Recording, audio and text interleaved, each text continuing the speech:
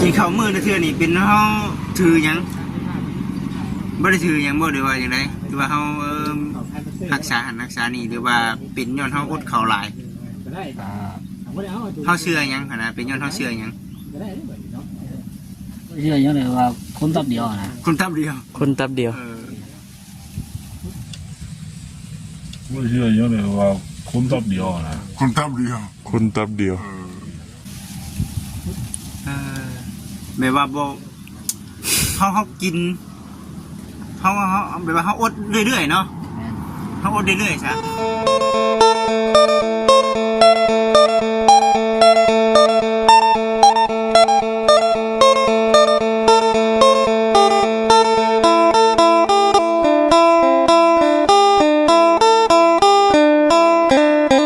พี่น้องเนาะ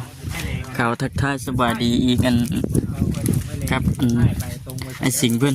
รอบแรกมาฉันพี่น้องเอ้ยพี่น้องคนอื่นก็ทักทายสบายดีนะพี่น้องเด้อเนาะสบายดีพ่อแม่พี่น้องที่กันบัดสุขุสุขคนเอาใส่ปลูกได้แม่นบ่ สบายดีเด้อเด้อ สบายดีรอ เนาะ บคำรอบแรงมาฉันเนาะ รอบแรง ให้เรามันเย็นอยู่เนาะไหมเนาะ เราอยู่บนไม้พนักก่อนพี่น้องเอ้ย โอ้กินน้ำต้มบ่ มีน้ำต้มได้นี่ ฮะ น้ำยังอันนี้มีคนยุงได้นี่ยุงได้นี่เห็นบ่นี่ ดักเล่ว่าทักแท้เนาะ แมงแค่นี่ต้อง ถอกทิ่ม ต้องถอกทิ่มได้ฮึบมึงเด้อ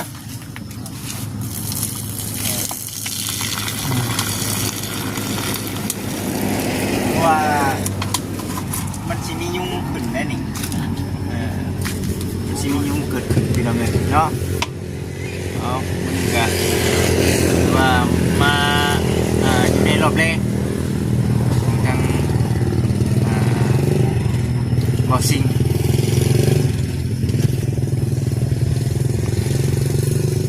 มือคนแหละพี่น้องเนาะจังว่ากันไหม แม่น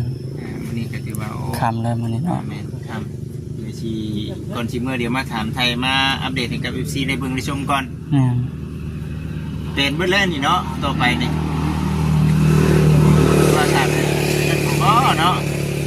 ต่างกันเป็นเบิดแค่นี้เพิ่นให้พันอยู่บ่แค่นี้ ป่วยพันธุ์ ฮะบ่ให้พันบ่ เนี่ย เขียนอยู่นะอยู่ได้อยู่ดิอยู่นะอยู่ได้อยู่แต่ว่าหมวยพันธุ์ตัดไม้ตัดตอกเพิ่น เอามาต้นไม้ต้นตอกเนาะเขาก็บ่ปานใดเนาะนอนแต่ละคืนนี่งูเหี่ยวบ่นั่นบ่ บุ้งนี่ บ่มีบ่ บุ้งนี่ มาเนาะก่อนอื่นเด้อเป็นยังไงคือที่ผ่านมาลำบากบ่ ผู้ลำบาก ลำบากอะไรเคยท่ออยู่บ่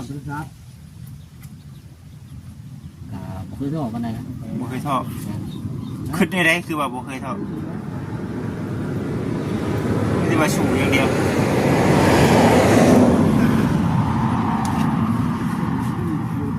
อยู่คนเดียวเนี่ยเคยน้ำตาไหลอยู่บ่ เคยนะ บ่เคยบ่ยันว่าอย่าคอยหน่อยคอยใจเนาะชีวิตเจ้าของคือเป็นอย่างนี้เนาะเพิ่นนะ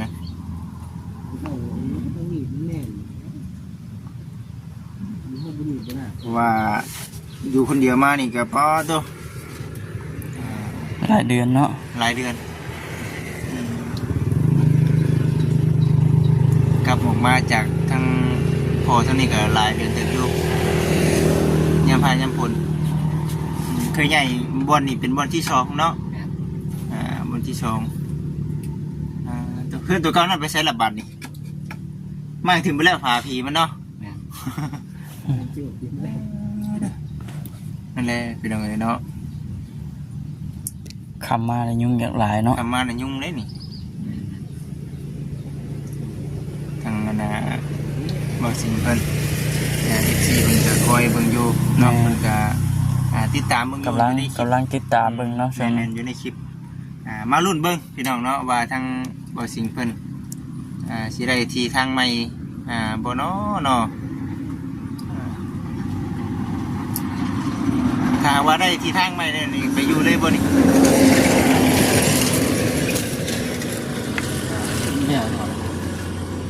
แล้วก่อน แม่น เฮ็ดกระต๊อบให้มันแล้วก่อนบ่ยากแล้วว่าเนาะกระต๊อบเฮาซ้ำไปซ้ำนี้ย้ายไปรถเนาะ อันนี้มันหัวโจมขึ้นแล้วนี่เนาะ โจมขึ้นรถแล้วอันนี้เนาะ แต่ว่านี่เป็นของเขาแม่นบ่ แม่น เอาบ่ได้เด้นี่เนาะเอาบ่ได้เด้ ของเพิ่น เฮาย้ายไปสมมุติว่าเฮามีดินมีดอนเนาะเฮาย้ายไปอยู่ที่ทางใหม่นี่เฮาสามารถไปเฮ็ดเวียกเฮาคือเก่าได้อยู่ แม่น คือว่าเนี่ยมันก็ได้นะมันก็บ่ได้ไกลปานใดเนาะพี่น้องเอ้ย นี่ คือว่าในบัดนี้ในเรื่องข้าวซุ่มข้าวสารเฮามีเบิดแล้วพอแดงพอง่ายเฮากินเองบาดนี้เนาะตะกี้เนี่ยมีแต่คิดเลยพี่น้องเนาะคิดว่าเฮาสิเฮ็ดในใดเนาะกินแดงนี่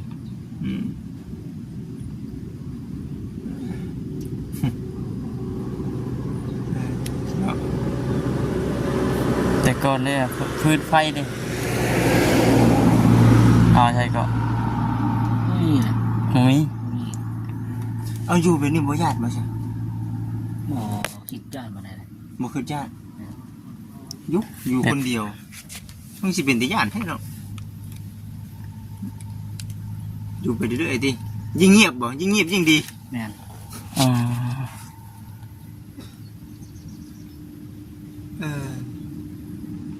ยิ่งเงียบยิ่งดีว่าซั่น อยู่ในบ้านพุ่นมันแบบว่าจังไดเนาะ เฮาบ่ค่อยเฮาบ่ค่อยได้แบบว่าพบปะกับผู้คนปานไรนะเดี๋ยวเป็นคนป่านะว่าได้กันเนาะ แม่นแม่น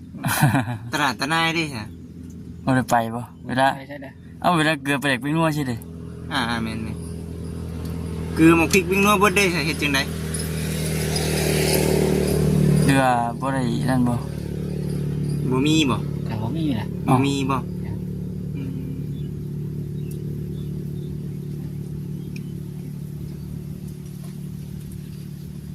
นี่เลยพี่น้องเนาะที่ผ่านมาอยู่นำอยู่ตัวคนเดียว แม่น บ่ได้พึ่งพาอาศัยผู้ใดจักสิเว้าจักสิจาจักสิลมนำหมู่คู่จังใดเนาะหมู่เพิ่นสนิทมีบ่ ก็มีเลย บ่มีเลย มีแต่คนเลย บ่มีจักคนเลย อยู่ตัวคนเดียวบ่มีหยังเลยเนาะเสื้อผ้าคาคิงเนาะบ่ได้ก็ แม่นแม่น เสื้อผ้าคาคิงนี่ได้นี่ก็ส่งไม้เสื้อไม้นี่เนาะ แม่น ไฟชื่อให้ เพิ่นผู้ว่าเลย นั่นแหละเป็นอะไรเนาะ อืม แต่ว่าอาบน้ำสิไปอาบพุ่นบ่ แม่น อาบน้ำหนองนะพี่น้องน้องไม่ฝนตกไม่ไม่ได้ยันคันนกหลายกว่า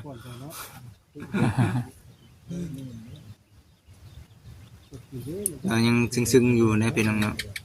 เอามาจามา เดือยังบ่ทันลื่นบ่ แม่น ยังใหม่อยู่เนาะเพิ่นละ3 มื้อ 4 มื้อเพิ่นละ แม่นแม่น จังสิคุ้นเคยกัน ๆเนาะยังไม่ทันยิ้มนี่ ยังบ่ทันยิ้มอยู่ เป็นตาย่านนี่บ่คือทางจังเฮามาเป็น บ่ได้คิดจ้านมาได้ บ่คือ บ่ ย่า คิ น ดยากทำอิดเด้ทำอิดก็ ทำบิดเอา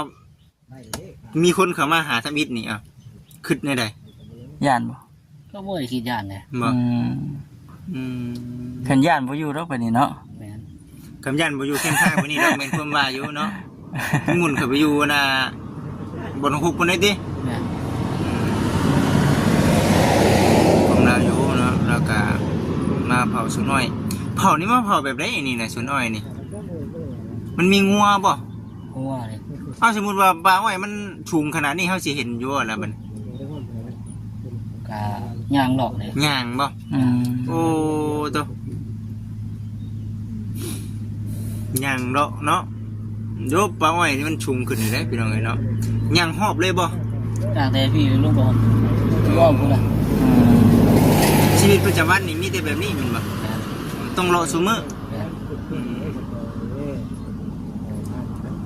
ต้องเลาะซุมื้อเลยพี่น้องเอ้ยเนาะเอานั่นแหละเนาะมาอัปเดตเบิ่งแล้วพี่น้อง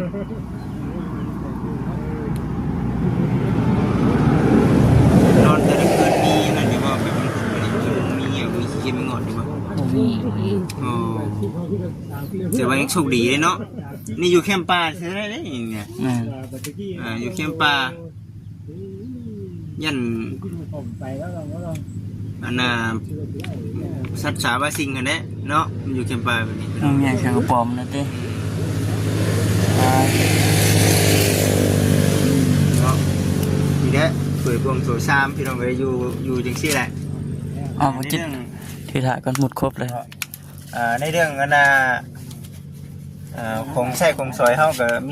มีสำนีก่อนเนาะมีสำนีไปถือว่าสำนีก็ถือว่าใครกว่าเก่าหลายแล้วนี่เนาะหมดกัด ใครกว่าเก่าหลายพี่น้องเอ้ย แมลงนี่เฮ็ดหยังกินแมลงนี่ฮะ เรื่องนี้ว่าลวกไข่ ลวกไข่กินโอ้ บ่ได้นึ่งข้าวเองตั้งแต่หลายบรรลุบันได โอ้ตอนนี้ลุ้นเติบเลยปีปลายเลย มันเป็นหยังจังว่าบ่ได้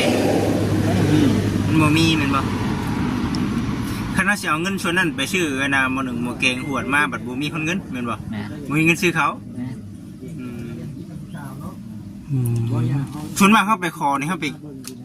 เอาเข่าแบบไร อ่า เอาข้าวสุกบ่ดูเอาข้าวสาร หรือว่าข้าวสารน้ำแน่ส่วนมาก ไปเห็นเวียงเอานะ อืม ไปที่เวียงเอา เวียงเอา ไปที่เวียงเอาแล้วเขาจะเอาเขาเหนียวเขาปั้นให้ แม่ อืม บ่ได้เอาแบบว่าข้าวสารได้เนาะ แม่ หนึ่งมาเขาเจ้าก็สิอาจสิคิดว่าโอ๊ยหม้อหนึ่งหม้อแกงมันก็บ่มีบ่ไปใช้เยอะเนาะ เอาสุกกันแล้วติ แต่ว่าประเภทพวกหม้อดิ แต่บ่มีอ่ะ บ่มี ว่าเราบ่ได้เฮ็ดอยู่กินเด้อเกือบบ่ได้ไปนัวก็บ่ได้มีบัด ไปเรื่อย แม่นบ่อ่ะ ๆคำแรงมาน่ะมา แม่ อืม คำแรงมาน่ะมาเพิ่นว่า พอจังว่ากินข้าวมื้อละเทื่อเนาะ แม่ มื้อละเทื่อนี่เบิ่งกินข้าวมื้อละเทื่อนี่เป็นเฮาถือหยังบ่ได้ถือหยังบ่หรือว่าจังไดหรือว่าเฮารักษาหันรักษานี่หรือว่าเป็นย้อนเฮาอดข้าวหลาย อ่า เฮาเชื่อหยังหั่นน่ะเป็นย้อนเฮาเชื่อหยัง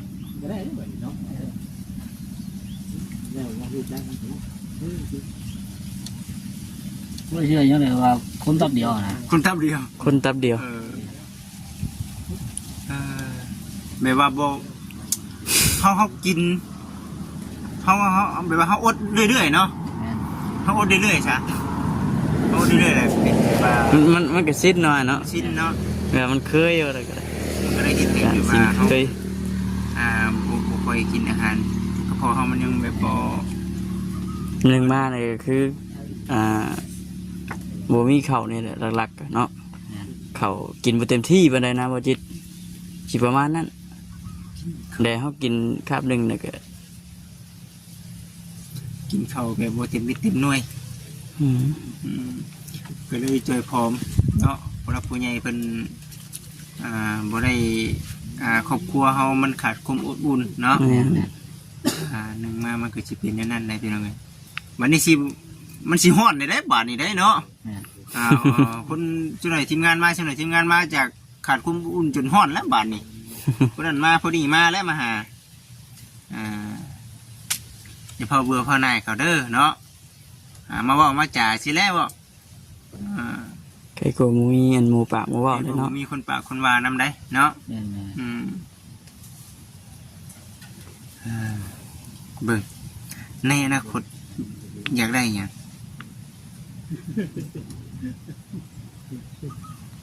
อนาคต แม่ฝันไว้อยากมีที่สุดอยากได้ที่สุด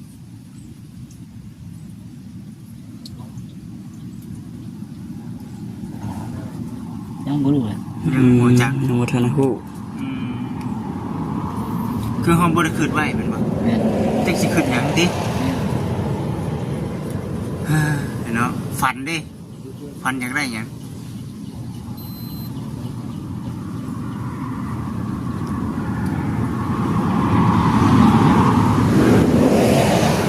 ได้เงิน อืม เป็นแบบเดียวกันใครๆก็ได้เนาะเป็นหยังคือว่าจังซั่นถึงมาคือเฮามีเงินแล้วเฮาอยากเฮ็ดอันนี้นี่ก็ มันสบายไปหันมานี่ก็ง่ายเบิดเฮ็ดหันเฮ็ดนี่ก็สบาย แม่นเฮาอยากซื้อเครื่องซื้อของมาไว้อยู่ในเฮือนในชานเฮาหรือว่าทุกสิ่งทุกอย่างนะต้องใช้เงินปัจจุบันนี่พี่น้องเอ้ยคันบ่มีเงินบ่ไปต่อบ่ได้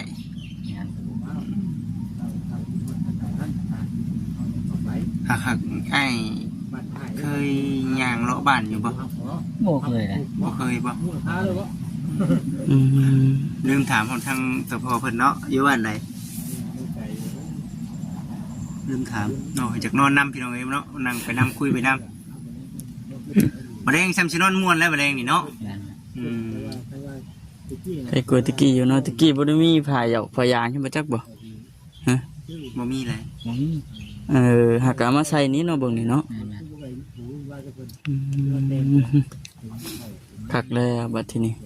อันไฟโซลาร์เซลล์ก็มีนะหุงคักปานหยังบัดกลางคืนนี่ดังไฟไว้ได้นี่เนาะ อืม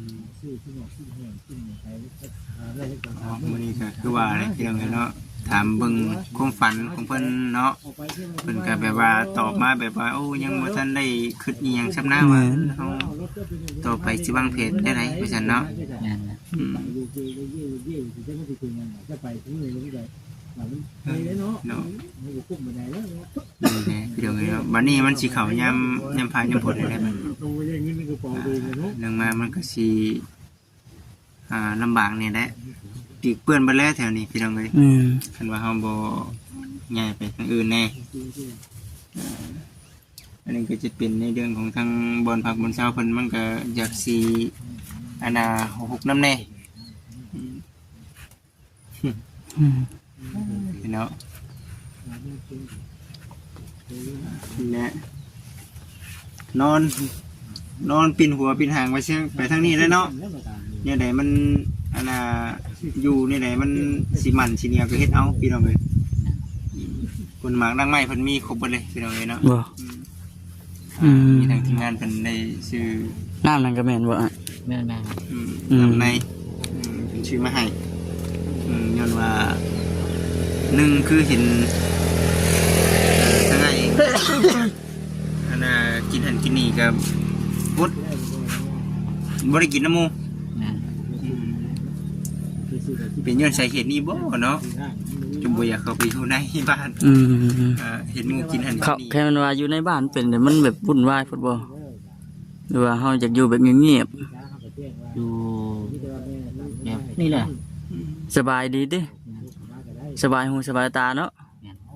อยู่โล่งนี่เลยพี่น้องเอ้ยจังบ่ได้วุ่นวายอีหยังมากมาย คำว่าเฮาอยู่บ้านน่ะเรื่องที่น่ะเฮามานั่งเว้าสิคนข้างๆเฮือนเขาเจ้ามันเว้าหยังกันเด้ว่าซั่นได้เนาะผู้ที่ว่า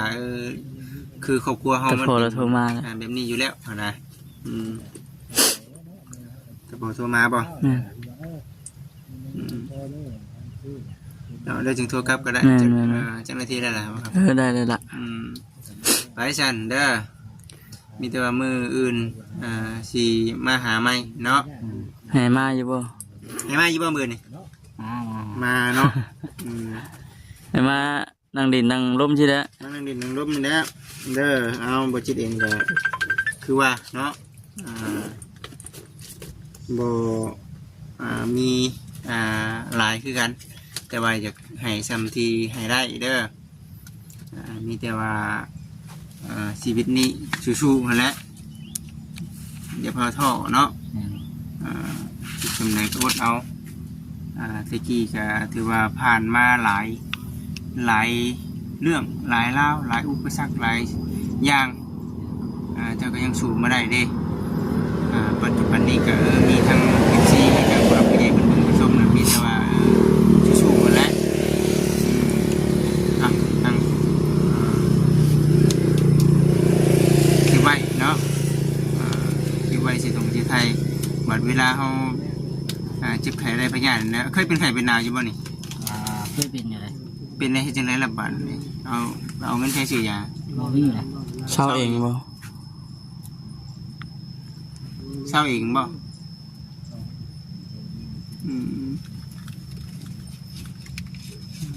เนาะ